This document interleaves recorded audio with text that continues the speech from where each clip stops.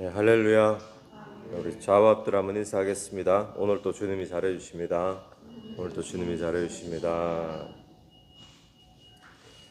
오늘 누가복음 20장 19절부터 40절까지 말씀 우리가 함께 읽었습니다.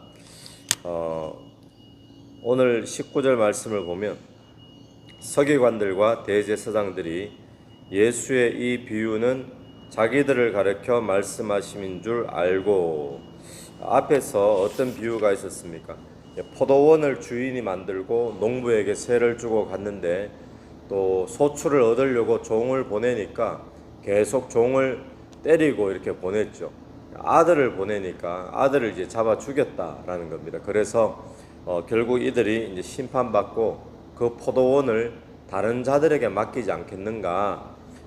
이 비유의 내용이 자기들을 가르쳐 하는 말인 줄 사람들이 알았다는 거예요. 특별히 서기관들, 대제사장들.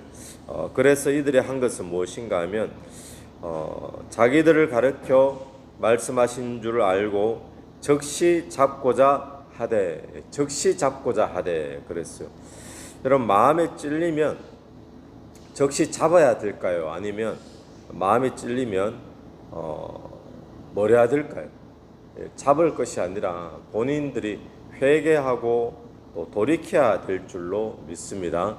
그런데 오늘 본문 보면 즉시 잡고자 하되 20절에 그들이 엿보다가 또 20절 마지막에 예수의 말을 책잡게 하니, 기회를 계속 엿보고 있었는 거예요. 그 책 잡으려고 기회를 보고 있었습니다. 여러분, 오늘 우리에게도 하나님의 말씀이 우리를 찔리게 하는 부분이 분명히 있습니다. 큐티를 하다가도 있고 설교를 듣다가도 있고, 그렇게 하나님의 말씀이 우리를 찔리게 할 때 그때 우리가 그것을 대적하거나 부정하거나 버티는 것이 아니라 그 말씀 앞에 회개하고 돌이키는 은혜가 있게 되기를 간절히 바랍니다. 그래서 어제 본문 마지막에 보면 포도원 비유를 하고 난 뒤에 이런 말을 했죠. 예수님께서 건축자의 버린 돌이 모퉁이 돌, 머릿돌이 되었다라고 말씀하시면서, 그런데 이 머릿돌에 누가 갖다 박으면 어떻게 된다고요? 그냥 머릿돌하고 부딪히면 박살나게 되어 있다는 겁니다. 진리가 그랬다 그랬죠. 진리한테 와서 진리가 잘못되었다, 진리가 거짓이다 그러면 뭐하고 똑같습니까? 자기가 거짓이라는 것을 나타내는 거하고 똑같은 거예요. 진리인데, 맞는 건데 그걸 자꾸 잘못됐다 그러고 거짓이라 그러면 지가 잘못됐다는 거하고 똑같은 이야기죠. 그래서 진리에게도 뭘 해야 됩니까? 진리는 받아들여야 돼요. 진리가 그렇다 그러면 거기에 맞서가지고 계속 있으면 결국 자기가 박살나게 돼 있지, 진리 앞에는 회개하고 진리 쪽으로 돌이켜야 되는 것처럼 말씀 앞에 찔림이 있으면 거기에 버티고 말씀이 잘못됐다 그러고 이래 나가면 결국 자기가 박살나게 되어 있습니다. 회개하고 돌이키는 은혜가 저와 여러분에게 있게 되기를 간절히 바랍니다. 책 잡으면서 질문을 하는데 어떤 질문을 합니까? 처음에는 예수님의 가르침에 대해서 굉장히 동의하고 이렇게 이제 나오는데 책 잡으려고 그렇게 한 거죠. 근데 본격적인 질문은 22절 말씀입니다. 22절. 우리가 가이사에게 세를 바치는 것이 옳으니까 옳지 않으니까, 가이사, 로마의 황제, 영어로는 시저에게 세를 바치는 것이 옳으니까 옳지 않으니까, 이게 왜 곤란한 질문인가 하면요, 이 유대인들이 지금 로마 제국의 통치를 받고 있잖아요. 그런데 로마에서 사람마다 인두세를 매겼거든요. 한 사람마다 얼마씩 세금을 내어라. 그 인두세라고 그러죠. 한 사람당 내는 거. 근데 그걸 내기가 빠듯한 거예요. 로마의 식민지니까 또 감정들이 좋지 않겠죠. 지배하는 나라니까. 그런데 그 로마의 세를 바치라 해서 세를 바치는 것이 옳습니까? 안 옳습니까? 하는데 예수님의 대답이 만약에 로마에다가 세를 바치라 이렇게 이야기를 하면 유대인들에게는 예수님이 어떤 입장이 될까요? 유대인들에게는 저 친일파니냐 이래 되는 거예요. 민족의 반역자 아니냐, 친일파구나 이래 돼버리죠. 근데 만약에 예수님이 로마에게 세를 안 바쳐도 된다, 가이사에게 안 바쳐도 된다. 이러면 또 뭐가 되죠? 로마 제국에 반역하는 사람이 되어버린 거예요. 그러니까 예수님에게 이렇게 대답해도 걸리고 저렇게 대답해도 걸리고 그런 질문을 지금 딱 하는 겁니다. 그랬더니 예수님께서 뭐라고 하시는가 하면 23절, 24절 데나리온 하나를 내게 보이라. 누구의 형상과 글이 여기 있느냐? 대답하되 가이사의 것이니이다. 지금 이스라엘 백성들이 사용하고 있는 통화가 주머니 속에 지금 넣고 다니는 통화가 전부 가이사의 얼굴이 찍혀 있는 그 돈을 지금 갖고 다니는 겁니다. 가이사의 것이니다 하니까 25절에 이르시되 그런즉 가이사의 것은 가이사에게 하나님의 것은 하나님께 바치라. 지금 이렇게 이야기하니까 책 잡을 수가 없는 거예요. 자, 이 이야기는 뭔가 하면 이 가이사의 것은 가이사에게 하나님의 것은 하나님에게 이거 구분시키는 답이 아닙니다.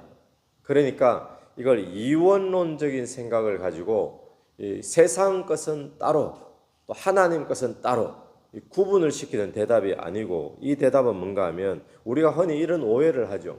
우리가 세상의 어떤 의무를 져야 되는가 하고 하나님 백성의 윤리와 의무를 책임지는가 하고 서로 대치하는 것처럼 오해할 때가 많은데 기독교에서는 그렇게 가르치지 않습니다. 대치하라고 말하지 않습니다. 기독교에서는 오히려 권세자들에게 복종해라라고 로마서에서 바울은 오히려 이야기를 하고 있죠. 오늘 이 본문도요. 가이사의 것은 가이사에게 하나님의 것은 하나님에게 바치라. 이 이야기는 예수님께서 어떤 뜻인가 하면 서로 이원론적으로 구분하라는 말씀이 아니라 이 말씀은 하나님이 세우신 권위를 순종해라. 질서를 따라라. 그런 의미가 되겠죠.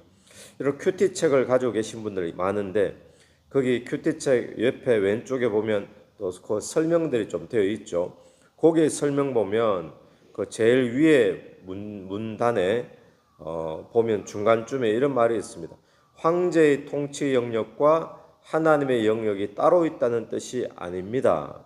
세속 정부를 세워 질서를 유지하는 하나님의 섭리를 인정하되 하나님께서 황제도 세우셨죠.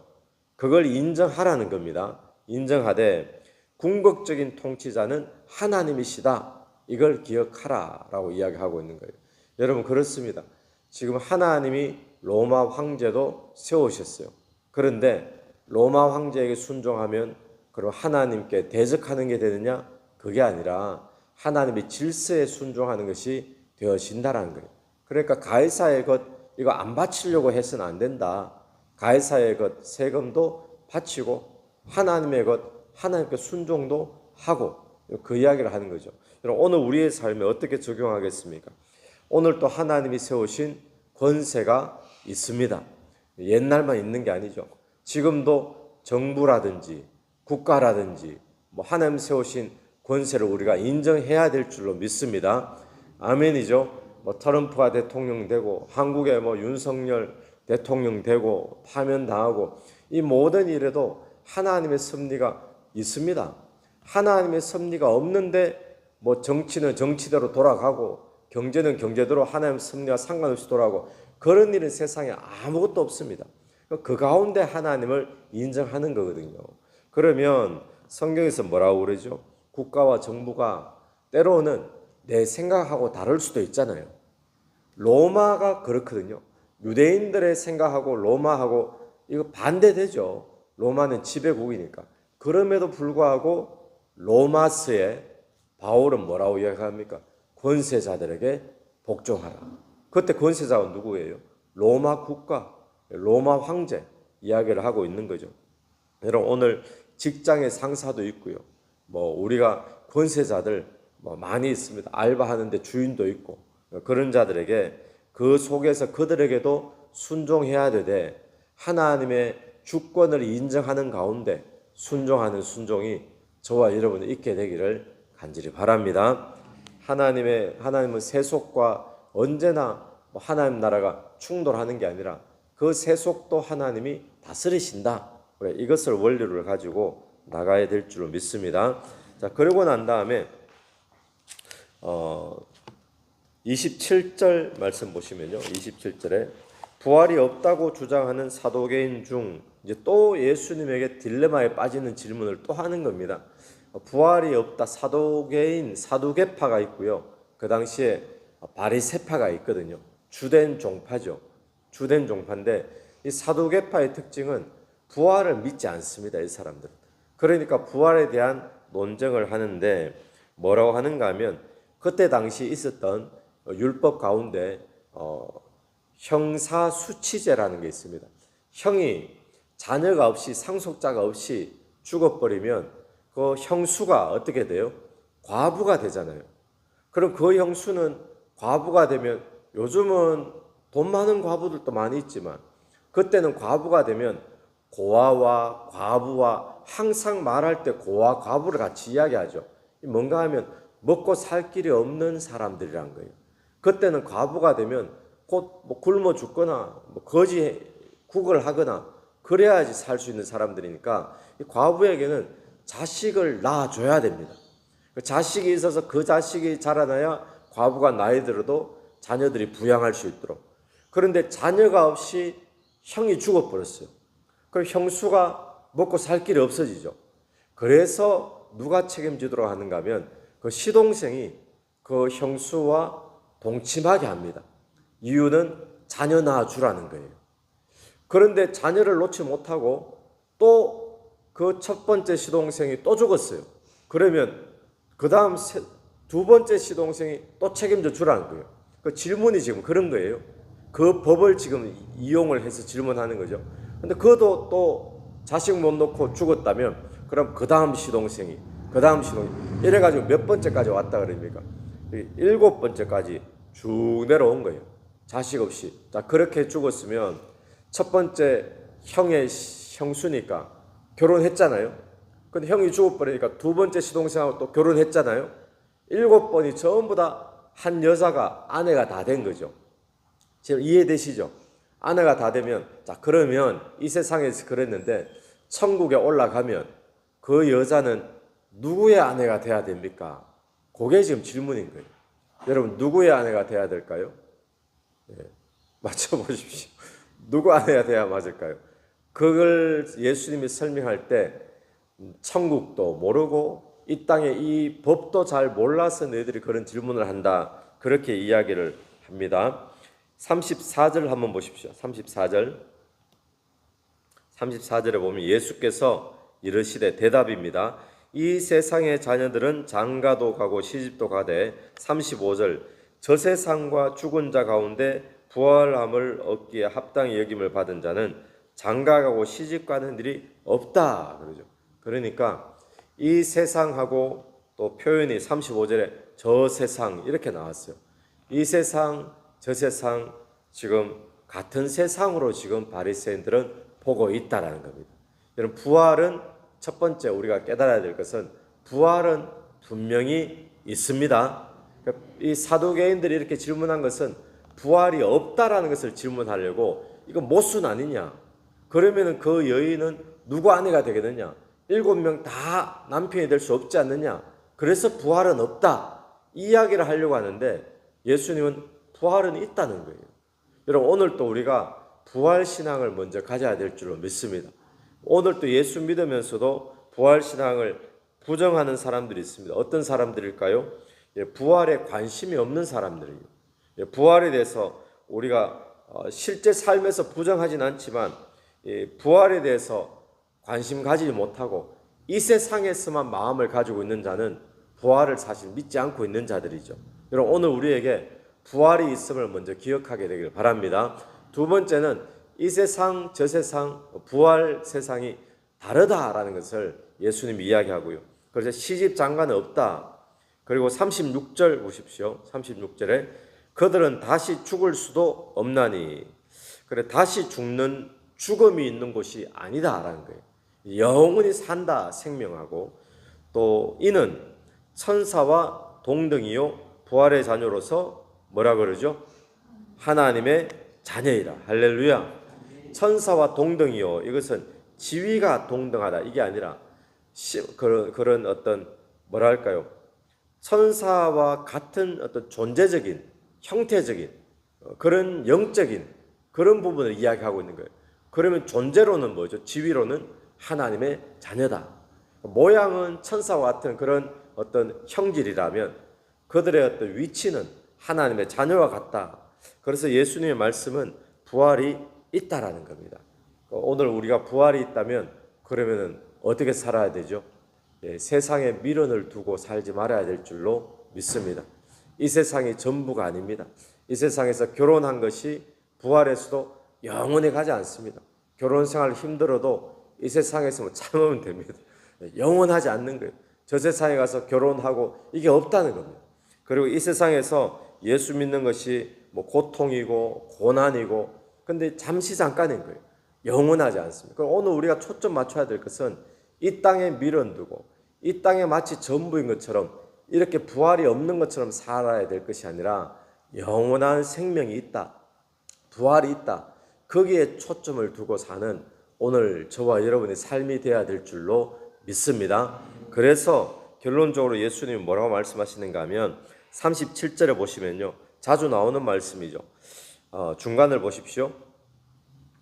죽은 자가 살아난다는 것은 모세도 가시나무 떨기에 관한 글에서 주를 모세가 말한 거예요. 주를 하나님을 뭐라고 불렀는가 하면 아브라함의 하나님, 이삭의 하나님, 야곱의 하나님이라고 불렀다는 거예요. 근데 모세의 기준에서 보면 아브라함, 이삭, 야곱 이 땅에 있습니까? 없습니까? 자기 조상들이잖아요. 다 죽고 없어요. 그런데 아브라함의 하나님 이렇게 말하면 과거의 하나님을 말하는 꼴밖에 안 되죠. 죽고 없는 하나님인데, 없는 사람들인데 그 사람들의 하나님 이렇게 말하는 거예요. 그런데 그게 아니라 38절 보세요. 하나님은 죽은 자의 하나님이 아니요 살아있는 자의 하나님이시라. 이 말은 뭡니까? 아브라함 죽었잖아요. 이삭도 죽었고 야곱도 죽었잖아요. 근데 그들의 하나님이라고 하면 과거에 있는 하나님을 말하고 죽은 자의 하나님을 말하는데 그런데 이 표현이 죽은 자의 하나님이 될 수가 없다. 하나님은 살아있는 자의 하나님이다. 자, 그러면 이게 무슨 말이죠? 아브라함이 지금 죽었단 말입니까? 살아있다는 말입니까? 이삭이 죽었단 말이에요? 살아있다는 말이에요? 이 세상에서는 죽은 걸로 되어 있지만 실제로 부활하여 부활의 영으로 살아있는 존재라는 것을 지금 이야기하고 있는 거예요. 아브라함 어디 있는데? 이 땅에 없잖아. 죽었잖아. 근데 아니다는 거예요. 이 땅에서는 죽은 것이 전부인 것처럼 보이지만 아브라함도 이삭도 야곱도 지금 다 부활하여 살아있는 생명을 가지고 있다. 그래서 아브라함의 하나님, 이삭의 하나님, 야곱의 하나님이라고 이야기를 한다는 겁니다. 여러분 오늘 저와 여러분이 이 땅에 소망을 두는 자가 아니라 영원한 천국에 또 영원한 생명에 부활 생명에 소망을 두고 사는 그런 저와 여러분 되기를 간절히 바랍니다. 같이 한번 기도드리겠습니다. 하나님 은혜를 감사합니다. 오늘 우리가 이 땅을 살면서 하나님이 세우시고 하나님이 다스리시는 그런 세워주신 또 모든 권세에 대하여 우리가 복종하며 또 주님이 다스리신다는 것을 깨닫고 순종하며 사는 저희들이 되기를 간절히 원합니다. 또한 하나님 부활이 있다는 사실을 깨닫고 오늘 또 영생하는 부활 생명 바라보며 살 수 있도록 인도해 주시옵소서. 우리의 삶이 이 땅만 보고 사는 삶이 아니라 영원한 천국 보고 사는 삶이 되기를 간절히 원합니다. 예수님 이름으로 기도드립니다. 아멘. 오늘도 예수 이름으로 승리하시는 하루 되길 바랍니다.